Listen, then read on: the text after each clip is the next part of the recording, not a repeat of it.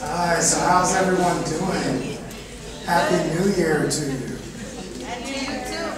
Thank you so much. I'll put my water here. Alex, I really appreciate him so much. He always gives me an opportunity to come and speak. And I do a lot of speaking.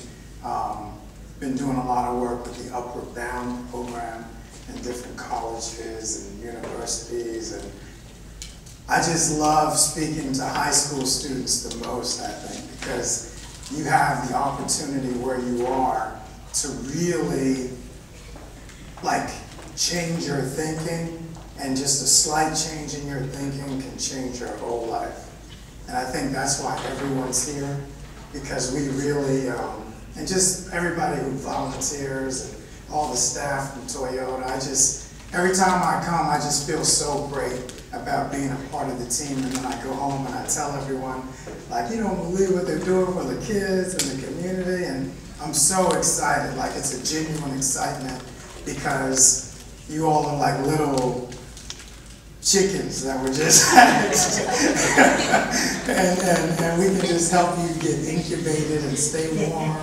And you'll just develop and grow into exactly what you were put on earth to be and do. And it's just so exciting. But my name is Ahmad. I'm a hip hop artist. A lot of you all know my song Back in the Day, even though it's older than some of you, most of you. But it's amazing how they still play that song on the radio. And I started a band after Back in the Day did really well. I started a group called 4th Avenue Jones, and we got signed to Interscope Records, and we toured the world. So I've been to Europe and Africa and Canada, and most of the states in the United States I've been there. And so I think being from South Central Los Angeles, because I'm from the hood, I know you can't tell. No, I'm just kidding. But it's a lot of great people in the hood. And everywhere you go, from South Central Los Angeles to Beverly Hills, I went to school in the Pacific Palisades, to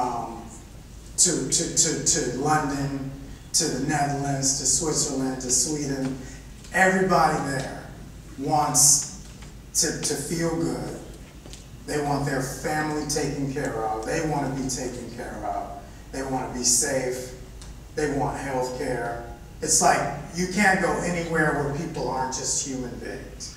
And so that's the thing that I hope we all see going into the new year, is that we're so much more alike than we are different.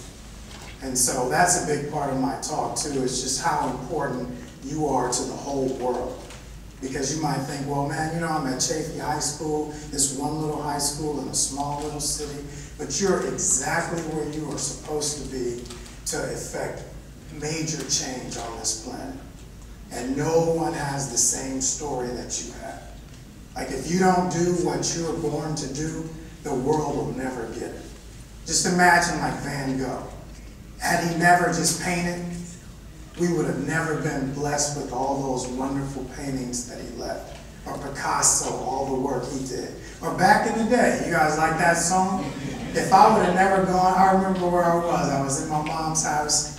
I went up into the room. I had a record deal, but I was still living with my mom. And it was getting a little tight. You know how sometimes you're grown, but you think you're grown. I had just turned 18, and I'm still at mom's house, but I had a little money. And she's like, clean up your room. And I'm like, man, I need to get out of here. I gotta go. And did you take out the trash? I'm making an album. I got signed to a deal. You made me take out the trash. I'm trying to create. And so I remember going up into my little bedroom, and I was calling on my friends, what do you remember about back in the day, what we used to do, when we were growing up? And I took notes and wrote it all down and kind of put all that into a song. And had I never just taken, however long it took to make that song, my whole life would be different. And your life would be different, because you wouldn't have been able to get a song that kind of tells you what the 90s were like if you didn't grow up then. And it's almost like a sociological document at this point, because, it kind of encapsulated a moment. But I want to start off talking about advocacy. I just wrote a paper for the University of California at Irvine they have a student magazine that the Upward Bound program does at that campus. And I wrote an article for their magazine about self-advocacy. And so I wanted to start this talk off by just explaining what an advocate is. An advocate is a person who argues for or supports a cause or a policy. A person who works for a cause or for a group. And these are some of the most important, I would say, advocates of all time, like Martin Luther King. You know how he worked with the civil rights movement to help black folks in America, the descendants of slaves, to actually get freedom and equality and integrated schools and the ability to have a better life. And Gandhi, he was the person that Martin Luther King emulated with the whole nonviolent approach to his movement. And Gandhi kind of came up with that and used it to free India from under British colonial rule, because India used to be a colony of England and the UK, and so he was able to break away and without firing one bullet. It was really amazing. We all know about Chavez and the work he did to help poor farmers and to gain rights, to create unions, and led a successful boycott that actually helped that to come about. And then the musician Bono and Angelina Jolie doing a lot of work with the UN. But these people have done a lot to advocate on behalf of other people. And what I want you to know is that the most important person or group of people or thing that you have to advocate for is yourself. Like, and a lot of times people don't feel comfortable. Is somebody laughing? That's so funny. No, but a lot of times, it's like we're all laughing now, right? No, but the thing that you have to advocate for most is yourself. If you think about being on an airplane and the plane is about to go down, and they always, when they tell you, okay, we're about to take a flight, if something happens on this plane, what's the first thing you're supposed to do before you start helping other people? Put your mask on, right? They always say, secure your mask and then help others. And why do you think they tell you to secure your mask before you start helping other people?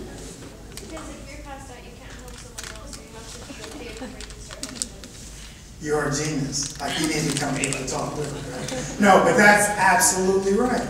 She says, if you're passed out, how are you going to help someone else? And it's the same thing in life. Like, all these people did wonderful things, but he was a doctor, he was a lawyer, you know what I'm saying? Like, these people put in time. Chavez had to learn how to organize. He didn't just wake up out of bed and say, come on, everybody follow me. He had to refine his skills. And that's the same thing with these people.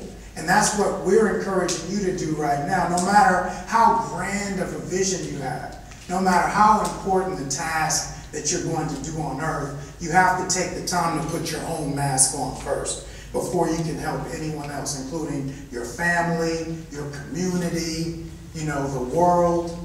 If you're not prepared or you're underprepared, it's going to create a ceiling for you that need not be there. You don't have to have a ceiling. The sky is the limit if you're prepared. Because sometimes people will tell you that, oh, you can be president. Well, not if you're not prepared. If you're unprepared, you can't be president. Anybody can be a lawyer. It's true if you prepare to be a lawyer. But you can't wake up out of bed and then go open a law office. Like, there's work that has to be done. I think